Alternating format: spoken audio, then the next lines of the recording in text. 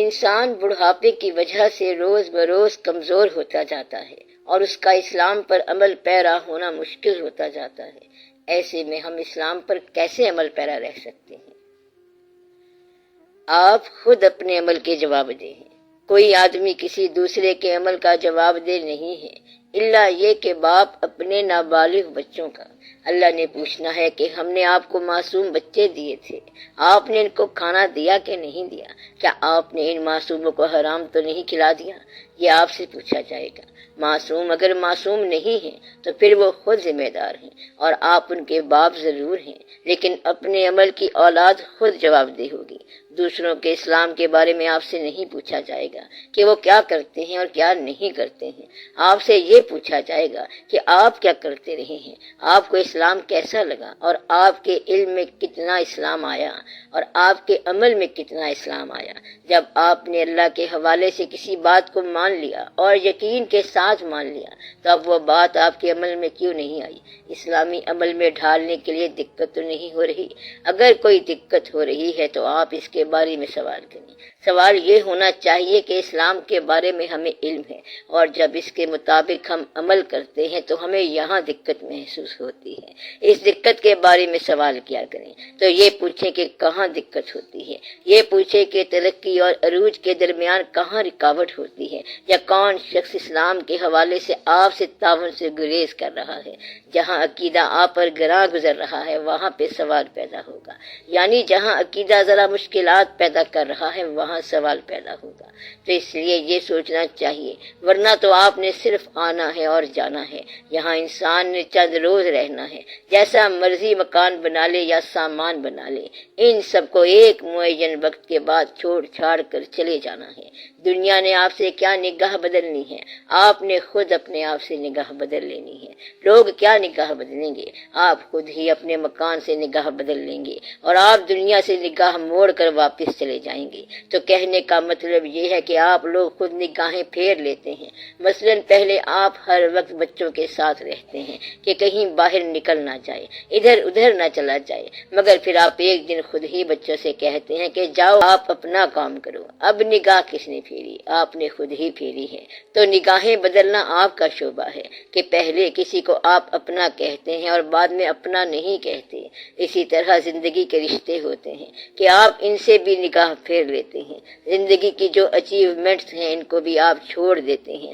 مثلا ایک زمانے میں آپ نے بندوق لی تھی اور اسے روز استعمال کرتے تھے، حالانکہ اس زمانے میں آپ کا کوئی دشمن بھی نہیں تھا، لیکن اب دشمن بہت ہیں مگر آپ پھر بھی بندوق کی صفائی نہیں کرتے، بلکہ کہتے ہیں کہ اللہ جانے اور دشمن جانے۔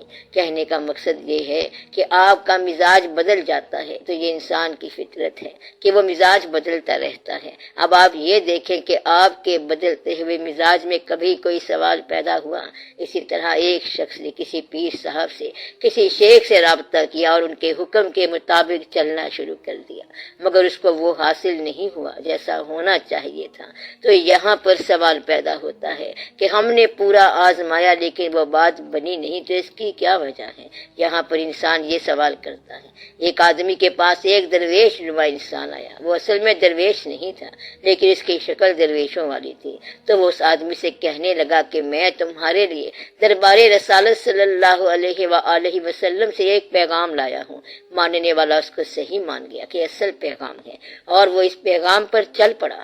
اگر پیغام لانے والا صحیح نہ ہو لیکن اگر اس پیغام پر چلنے والے نے نیت سے مان لیا ہے تو وہ پیغام صحیح ہو جائے گا۔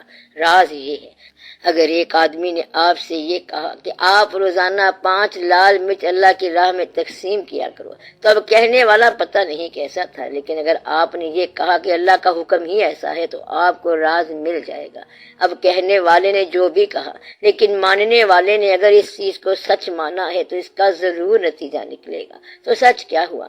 ماننے والے کا نام سچ ہے۔ اللہ کریم نے کبھی اپنے منہ سے نہیں کہا کہ میں اللہ ہوں، اس نے جب بھی کہا پیغمبروں کی زبان سے کہا اور ماننے والوں کی صداقت نے اسے مانا کہ ہم حضور پاک صلی اللہ علیہ وآلہ وسلم کی بات کو سچ مانتے ہیں۔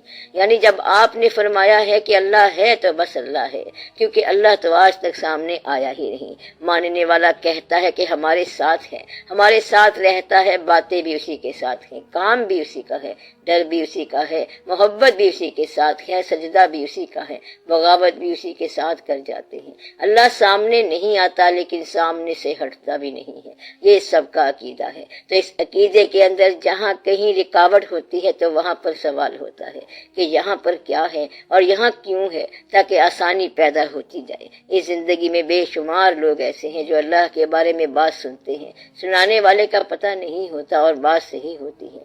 بے شمار لوگوں کو آپ اللہ کی صحیح بات سنا دیتے ہیں لیکن آپ کو خود پتہ نہیں ہوتا کہ بات کیا ہوتی ہے، لیکن اس کی زندگی بدل جاتی ہے۔ کچھ عرصے بعد وہ شخص ملے تو وہ کہتا ہے کہ آپ کی بات سے تو میری زندگی بدل گئی ہے، آپ نے جو کہا تھا تو اس کا اتنا اثر ہوا کہ میں نے ویسے ہی کیا جیسے آپ نے کہا تھا۔ آپ اسے کہتے ہیں کہ مجھے تو یاد نہیں کہ میں نے کیا کہا تھا، لیکن اب اس شخص کی زندگی بدل گئی۔ تو راز یہ ہوتا ہے کہ ماننے والے کی زندگی بدل جاتی ہے۔ تو جس نے صدقے دل سے مان لیا اس کی زندگی بدل گئی اور اس کی کائنات بدل گئی۔ ہمیشہ ماننے والے کی کائنات بدلتی ہے کیونکہ یہ دور کی منزل ہے، اللہ کا کام ہے۔ ایسا تو ہو نہیں سکتا کہ اللہ کوئی کام کر نہ سکے۔ اگر آپ یہ مان لیں کہ یہاں زمین سے ایک پودا اگے گا مگر زمین بنجر ہے، بیج بیمار ہے اور پانی قطرہ قطرہ ہے، تو آپ کو اگر یقین ہے کہ یہاں اللہ کے حکم سے درخت اگے گا تو وہ درخت ضرور اگے گا۔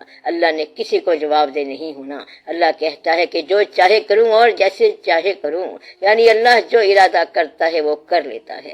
اللہ کے سامنے کوئی شے امپاسبل نہیں، ناممکن نہیں ہے۔ اللہ کہتا ہے کہ میں ایسا رب ہوں کہ رات سے دن پیدا کرتا ہوں اور دن سے رات پیدا کرتا ہوں۔ انسان کہہ سکتا ہے کہ رات سے دن پیدا کرنے کا کام تو سورج کرتا ہے، لیکن جب اللہ کہے کہ میں رات سے دن پیدا کرتا ہوں تو اس کے معنی کچھ اور ہوں گے۔ سورج کیا کرتا ہے؟ آ جائے تو دن ہو جاتا ہے اور چلا جائے تو رات ہو جاتی ہے، اور یہ کام تو سورج کا ہے کہ وہ رات سے دن اور دن سے رات کرتا رہتا ہے۔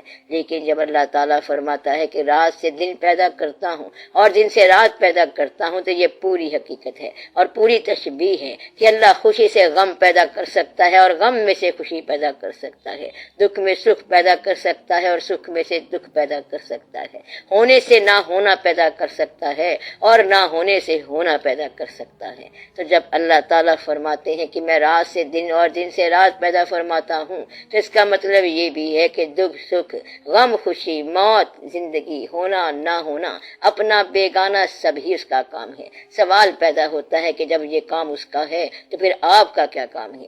جب اللہ تعالیٰ فرماتا ہے کہ میں زندگی سے موت پیدا کرتا ہوں اور موت سے زندگی پیدا کرتا ہوں، اور یہ کہ ہم جس کو چاہتے ہیں بے حساب رزق دیتے ہیں، تو ایک فارمولہ ہے کہ رزق کیسے ملے گا؟ حساب سے ملے گا۔ لیکن جب اللہ جوش رحمت میں آئے تو وہ جس کو چاہے بے حساب رزق دیتا ہے، تو گویا کہ استحقاق کے بغیر بھی رزق دے دیتا ہے، یعنی حق والے کو تو دیتا ہی ہے لیکن حق کے بغیر بھی دیتا ہے، حق کے ماں سوا بھی دیتا ہے، اور یہ سب سائل کی ادا پر مبنی ہوتا ہے کہ وہ اللہ سے کیسے مانگتا ہے۔ تو کبھی کبھی اللہ تعالیٰ حق سے زیادہ دیتا ہے۔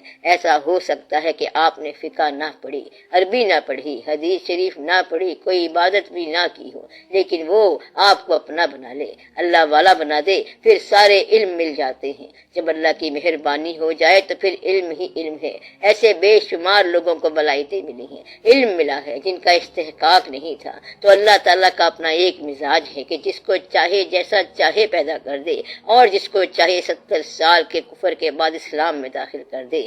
یہ اللہ تعالیٰ کے اپنے کام ہیں، یہ اس کا اپنا کرم ہے کہ ہر چیز میں سے ہر دوسری چیز پیدا کر سکتا ہے، یعنی زندگی سے موت اور موت سے زندگی پیدا کر سکتا ہے، جہالت سے علم پیدا کر سکتا ہے اور عالم سے جاہل پیدا کر سکتا ہے۔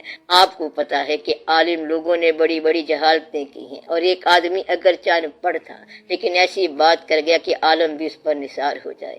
تو ایسے واقعات موجود ہیں، یعنی کہ ایجوکیشن نہیں ہے، تعلیم نہیں ہے لیکن علم ہے۔ ایسا ہو سکتا ہے کہ ایک آدمی کے پاس تعلیم تو ہو لیکن علم نہ ہو۔ ایک آدمی سے کسی نے پوچھا کہ تمہاری تعلیم کیا ہے؟ اس نے کہا میں نے MA کیا ہے۔ اس نے کہا پھر زندگی سے باہر جانے کا راستہ کیا ہے؟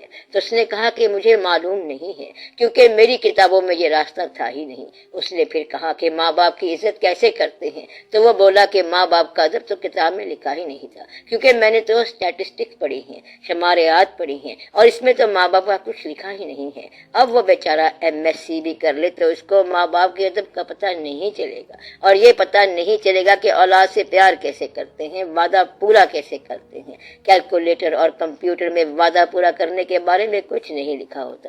تو لوگوں کے پاس تعلیم تو ہوتی ہے لیکن علم نہیں ہوتا، مگر اللہ چاہے تو علم عطا ہو جاتا ہے۔ یہ اللہ کے کام ہے کہ وہ جب چاہے اور جہاں سے چاہے علم پیدا کر سکتا ہے۔ انسان کو اللہ کا علم اسی زندگی میں مل جاتا ہے اور عمل بھی یہاں ہو جاتا ہے، اس لیے اللہ کے فضل کی تلاش سے ہر مسئلہ حل ہو سکتا ہے۔